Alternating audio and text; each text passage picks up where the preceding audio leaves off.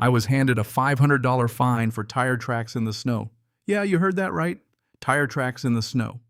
Now let me tell you something. I'd been plowing the only mountain road for the HOA for 7 years free of charge, saving them $18,000. I kept 73 families safe through Colorado winters that can bury your car in minutes. Not once did I ask for a dime. But Vivian, the HOA president with her pristine white Lexus, handed me the fine like she was handing me a receipt from some overpriced store and smiled as she did it. "You know what?" she had the nerve to say. "Maybe if you drove something more professional, Dalton, we wouldn't have this problem." I smiled back and I said, "You're absolutely right," then parked my plow and did exactly what she asked. 3 days later, Vivian learned a very expensive lesson about the difference between controlling people and needing them. But before I get into how that lesson cost her more than she ever imagined, let me ask you, what would you have done? Leave a comment below. And where are you watching from? My name's Dalton Reeves, 52 years old, a third-generation heavy equipment operator. I've spent 30 years moving dirt and snow in the Colorado Rockies. My wife Marcy teaches 4th grade, and our 2 kids, they live out of state, one in Phoenix, the other in Seattle. Places where snow is just something you see on postcards. 8 years ago, we bought into Ridigerest HOA, 73 homes at 9,200 feet elevation in Pinewood Summit, a town most people have never heard of. The views are breathtaking. Elk in your backyard, stars so bright you can read by them. But here's the catch: 1 road in, 1 road out. 2.5 miles of steep switchbacks.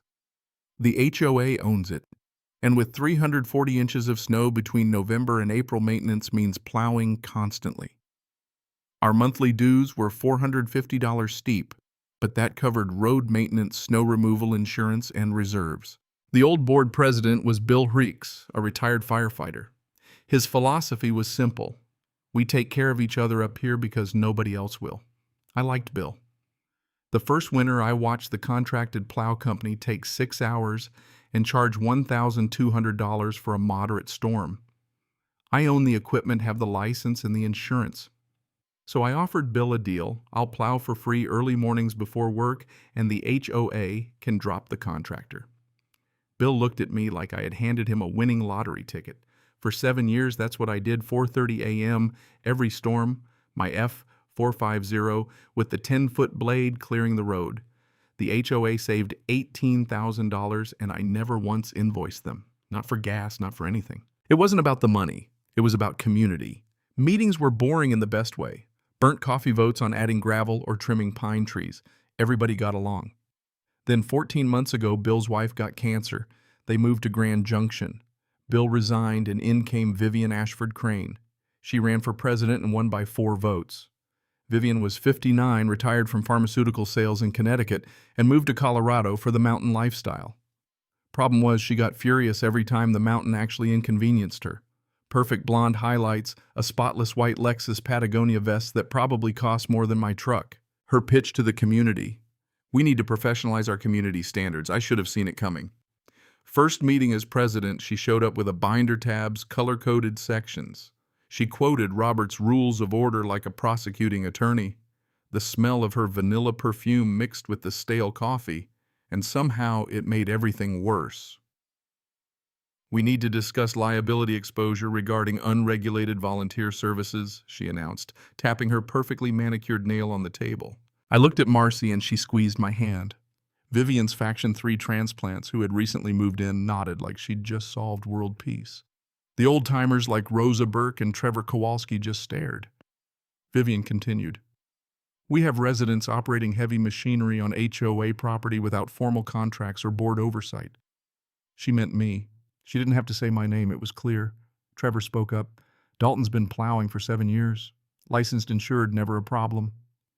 Vivian smiled, but it didn't reach her eyes. "Capability isn't accountability," she said. "We need professionals," she added. I stood up calmly and walked out. Bill was gone, and the spirit of what we had up here started to die. 2 weeks later, I got the letter from the HOA. Cease all unauthorized snow removal operations immediately. Fine, I thought.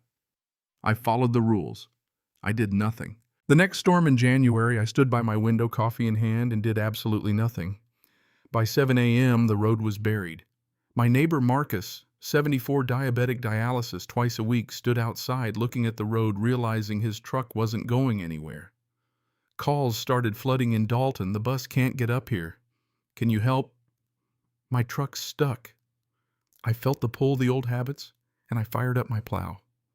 It took 45 minutes and the road was safe. Thought that'd be the end of it. 2 weeks later, I got a certified letter $500 fine, unauthorized snow removal. Vivian had sent a camera crew to document my tracks. I called an emergency board meeting. At the meeting, I laid out my case, insurance receipts, logs, the works. Vivian didn't care. The fine stood, and she announced they'd hired Cascade Mountain Services. I knew something was off. Cascade Mountain Services had been in Vivian's driveway 3 times that week. A quick check of the business registry and it hit me like a ton of bricks. Cascade Mountain Services was owned by Derek Crane, Vivian's nephew. I paid the fine, but I wasn't done. I sent an email to all 73 homeowners telling them I was ceasing all volunteer snow removal. Cascade Mountain Services would now handle the roads. But then the storm of the century hit. 36 inches of snow. Cascade's crew couldn't even make it up the road, equipment broke. By noon, the road was impassable, and Marcus had to be airlifted. The cost $31,000 for that helicopter ride, not covered by insurance. I knew Vivian had to pay for this mess. The next day, Marcus was airlifted again, and I got the confirmation I had her. Her financial schemes were all laid out. From Mountain Property Consulting, where Vivian paid herself tens of thousands, to the underinsured contract with Cascade, she had stolen almost $90,000. I gathered everything I needed, and I waited. The storm was coming, and so was her downfall. Knew she had made her last mistake. The storm hit, and I cleared the road. Cameras rolled as I showed the community the truth. And when Vivian was caught exposed in front of everyone, the community rallied. Her corrupt actions came to light. She was voted out, and a new honest board took over. The funds she stole, they were returned. The HOA voted to pay me for the work I had done for 7 years, a total of $18,000. The community had reclaimed what Vivian tried to take. The story didn't end there. The HOA adopted new policies for financial transparency, and I was hired officially with proper insurance, a fair rate, and a contract. Dues were lowered, and the community was stronger than ever. Justice, real justice, had been served.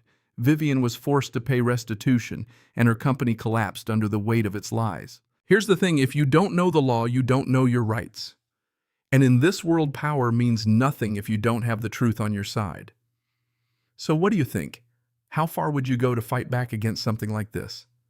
Share your thoughts below, and let's talk about what real justice looks like.